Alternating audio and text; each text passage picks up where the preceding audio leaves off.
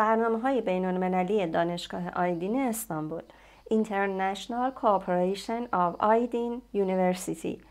سلام به همراهان همیشگی شرکت مهاجرتی شاهان.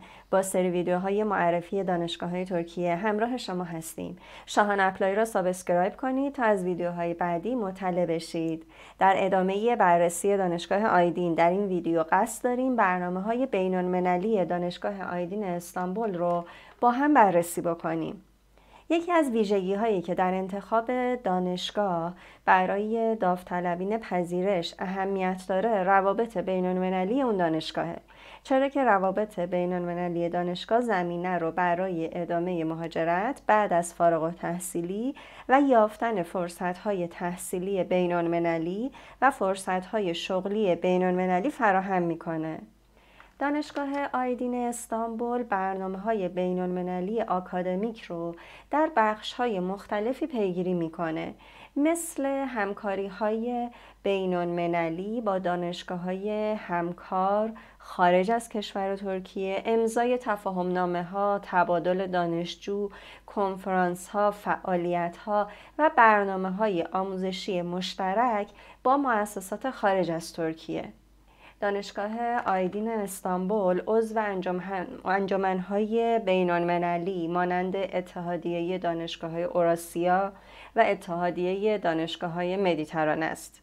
در این صفحه میتونین لیستی از دانشگاه‌های خارج از ترکیه که دانشگاه آیدین با اونها توافقنامه همکاری داره رو ببینید که لیست بسیار بلندیه و اینجا ناحیه‌اش رو میتونین مشخص کنین. همینطور که میبینین با دانشگاه‌هایی در آفریقا، آسیا، اروپا، آمریکای شمالی و آمریکای جنوبی روابط آکادمیک و توافقنامه‌های آکادمیک داره دانشگاه آیدین.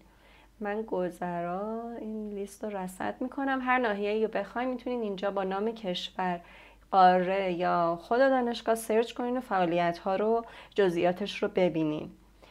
از طرف دیگه دانشگاه آیدین فرصت‌های آموزشی بین‌المللی مختلفی رو برای دانشجویان آیدین فراهم کرده.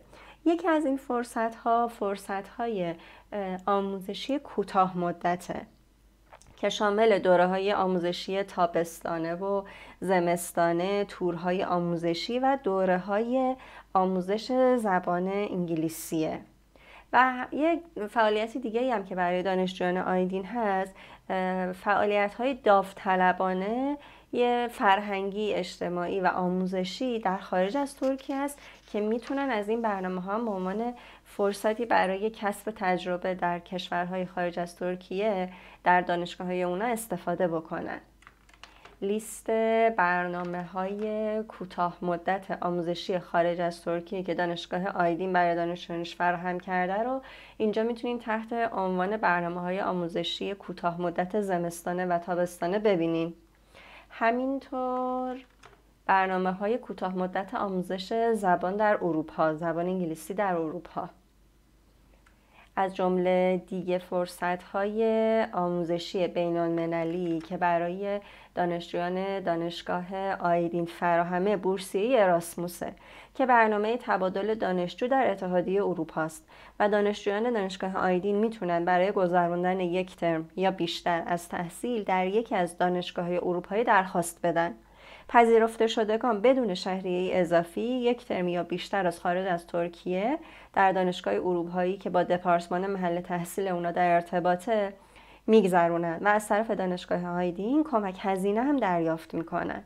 اینجا در صفحه اراسموس در سایت رسمی دانشگاه آیدین میتونین جزئیات بیشتری رو در مورد همکاری‌های علمی دانشگاه آیدین و برنامه‌های تبادل دانشجوش در حوزه اتحادیه اروپا ملاحظه کنید و جزئیات بیشتر رو بخونید. از دیگر برنامه‌های تبادل دانشجو که دانشگاه آیدین در این شرکت داره، برنامه تبادل دانشجو فارابیه که فرصت‌های آموزشی خارج از دانشگاه آیدین رو برای دانشجویان آیدین ایجاد می‌کنه. دانشگاه آیدین در زمینه تبادل دانشجو با 200 دانشگاه در نقاط مختلف جهان همکاری داره برای اطلاعات بیشتر در زمینه تبادل دانشجو در دانشگاه آیدین از راه‌های ارتباطی که در کپشن نوشته شده با شرکت مهاجرتی شاهان تماس بگیرید. مرسی که ویدیوهای ما رو تماشا میکنید.